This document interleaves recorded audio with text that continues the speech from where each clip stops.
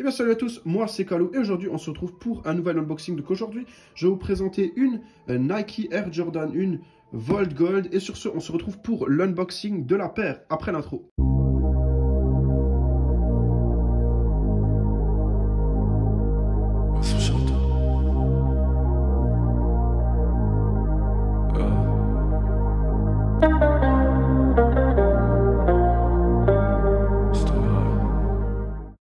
Donc voilà les amis, aujourd'hui on se retrouve pour un unboxing d'une Jordan 1 High Volt Gold ou Voltage Gold qui était sortie le 16 janvier 2021, donc en ce début d'année, à un retail de 160 €. Et cette paire est plutôt passée inaperçue dans le game. On voit très peu de gens la porter et même les prix ne s'affolent pas trop. Tant mieux, j'ai envie de vous dire, pour les gens qui veulent la cope à des prix raisonnables. Mais je pense que cette paire va prendre sa hype dès le début de l'été, parce que selon moi, Nike ou Jordan ont drop cette paire un peu trop tôt en ce début d'année, sachant qu'elle a été drop le 16 janvier, on était encore un peu en hiver, il faisait très froid, il faisait pas beau, en plus voilà, vous n'avez pas le droit de sortir pour la grande majeure partie. Donc comme vous pouvez le voir, hein, c'est une Jordan 1 box comme d'habitude, hein, Air Jordan 1 rétro High OG, donc dans le colorway Black Volt, jaune quoi. Et bon, sur internet elle s'appelle Volt Gold sur la plupart des sites qui en parlent. Donc on va tout de suite passer à l'unboxing de la paire. J'ai aussi une Jordan 1 Mocha en main. Donc si cette paire vous intéresse en détail, je vous invite à checker un de mes précédents unboxings.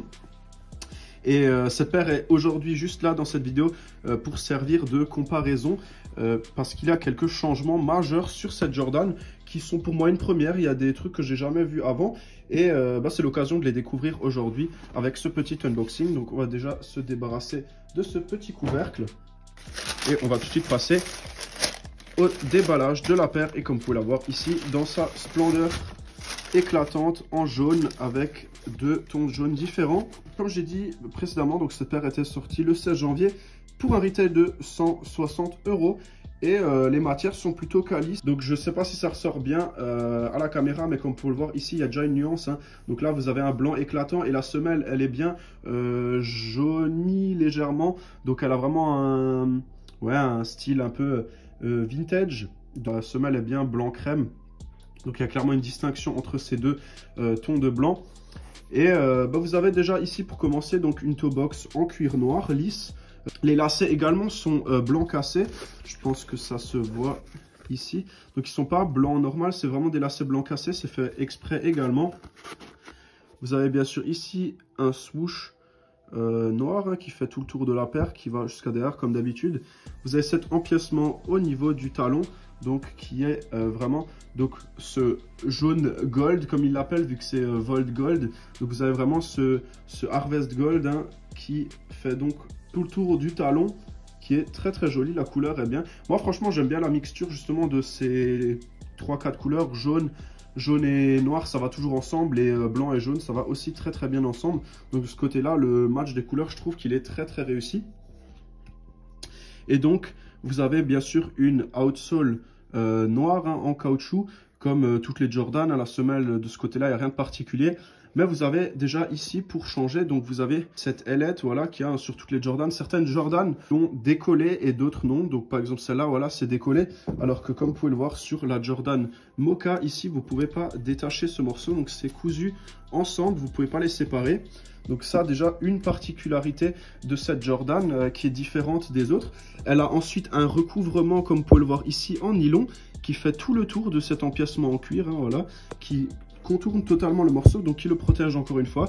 Et vous avez un cuir plutôt spécial, donc la structure fait très haut de gamme. Vous avez vraiment des petites rainures, hein, sur le cuir, des rides qui sont justement totalement différents du cuir, hein, qui est utilisé ici au niveau de la toe box et des empiècements sur le côté, hein. Vous voyez clairement que c'est pas le même cuir. Et vous avez donc un coloris jaune fluo. Et vous avez un Air Jordan Wings logo qui est peint en noir brillant directement sur l'empiècement en cuir. Alors que par exemple vous avez ici sur la Jordan Mocha, vous voyez c'est encore une fois pressé. On voit qu'il y a un relief léger. Donc c'est pressé dans le cuir et ensuite c'est encore une fois peint. Et sur celle-là, c'est vraiment juste peint en surface. Donc ça se voit, hein, vous voyez qu'on ne voit pas vraiment de creux. Et donc bah, vous avez ce recouvrement en nylon hein, qui est bien sûr également pas présent sur ce modèle. Hein. Au niveau du heel tab, vous avez peut-être déjà vu que c'est plutôt particulier. Et bien vous avez ici une espèce de matière qui fait éponge. Bon, ça peut aussi être de la mousse synthétique hein, comme il est un peu partout dans les chaussures et d'autres matières, hein, par exemple sur les Presto et compagnie. Et bah donc vous avez cette éponge qui est blanche également. Ça par contre c'est vraiment un détail qui est stylé, qui est totalement différent hein, des autres Jordan. Donc là vous avez celle-là et là je vous montre la Mocha.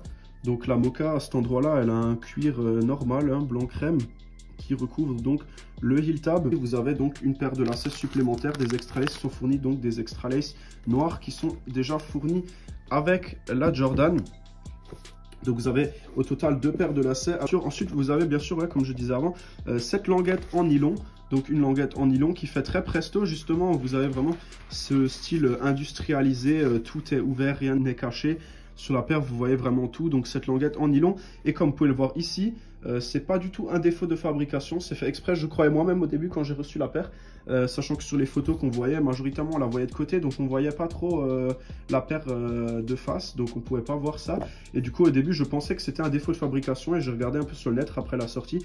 Et je me suis rendu compte que le logo est volontairement mis à l'envers. Donc c'est un détail plutôt classique. Sachant que justement cette paire n'est issue d'aucune collaboration. Et Jordan a quand même essayé ou tenté des choses. Et c'est vraiment cool. Donc vous avez un logo Nike en plastique, hein, donc vous voyez c'est une espèce de toile plastifiée, voilà un bout de plastique flexible et vous avez donc cette languette qui est printée et qui est inversée par rapport à l'autre sens, donc normalement elle devrait être dans l'autre sens et là ben elle est dans le sens inverse. Moi je peux vous montrer ça tout de suite sur la Jordan et donc vous voyez la matière n'est pas du tout la même. Ici vous avez une languette en nylon mais avec donc les mêmes inscriptions et ici vous avez donc cette langue en plastique avec en plus une écriture jaune pâle, donc jaune fluo pâle. Vous avez également l'intérieur de la languette, hein. Vous avez toujours cet effet brillant comme sur l'autre, mais par contre ici vous avez les bords qui sont recouverts de nylon, donc en gros pour avoir une languette soignée et clean. Voilà, j'espère que ça se voit. Vous voyez ici qu'il y a un empiècement cousu sur les côtés, alors que ici bah du coup vous l'avez pas. Donc ici vous avez vraiment une languette qui a été posée straight comme ça, donc comme la Presto Off-White. Pour ceux qui ont déjà vu cette paire ou qui l'ont déjà eu en main, moi j'en avais une, j'ai pu en posséder une, j'en avais une blanche. Là, vous avez aussi ici cet empiècement en cuir hein, qui est très fin, donc c'est languette avec les 3 œillets. Et donc ici vous voyez sur la Mocha encore une fois que ce bout n'est pas détachable. Là si vous voyez j'écarte, c'est cousu ensemble, on peut pas séparer ces deux morceaux en fait, alors que ici sur celle-là donc vous pouvez les séparer, ils sont même déjà pas lacés de base comme vous pouvez le voir. Hein. Et à l'intérieur par contre vous avez une semelle assez classique, une semelle Air Jordan, donc avec le Nike Air en jaune. Et donc on a déjà plus ou moins fait le tour de cette Jordan Volt Gold. Donc c'était juste vraiment pour vous montrer la distinction hein, des matières entre ces deux Jordan et pour montrer que cette Jordan n'est pas une simple Jordan. Malgré qu'elle n'ait aucune collab, elle a des détails qui sont très spéciaux, alors que vous avez par exemple une Mocha qui est également pas une collab, qui est on va dire en exagérant totalement différente de celle-ci. Et comme vous pouvez le voir, hein, bah celle-là par exemple elle a une semelle intérieure noire avec donc le Nike Air en blanc crème. Donc voilà, c'était juste pour vous montrer la distinction entre ces deux Jordan pour que vous puissiez un peu voir. Et l'intérieur par contre que vous voyez ici, hein, les rebords ici, ça c'est exactement pareil sur les deux Jordan. Voilà, ça ne change pas, mais du coup vous avez ces deux Jordan qui se ressemblent mais pas tant que ça au final.